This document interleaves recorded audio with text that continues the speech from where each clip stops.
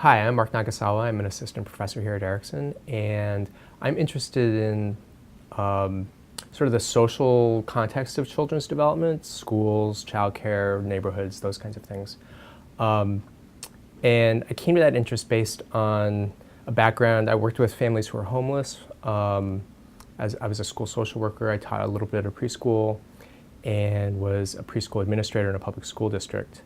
And then after that, I spent some time at the State Department of Education in Arizona and the governor's office. And so I kind of got to that policy end based on those early experiences working with children and families and thinking about why are the systems seem so mismatched with what people are experiencing, and why don't people understand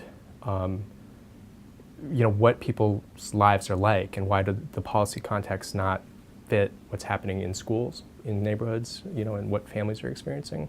And so as a researcher, I'm interested in the effects of policies in people's lives. What happens in schools, what happens in neighborhoods, what happens in families.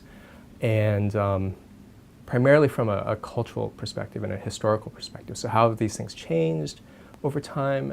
How do people at the local level or in local contexts understand and make meaning of these big issues? So when you hear about education reform or welfare issues or healthcare, a lot of the big debates that sometimes you hear, that plays out in people's lives. And so as a researcher, I'm interested in that. And as a teacher, I try to bring that perspective into the classroom. So it's a little bit different take on child development, one that's very ecological. So it's really looking at people within contexts and how these historical and cultural and social things affect day-to-day lives, basically.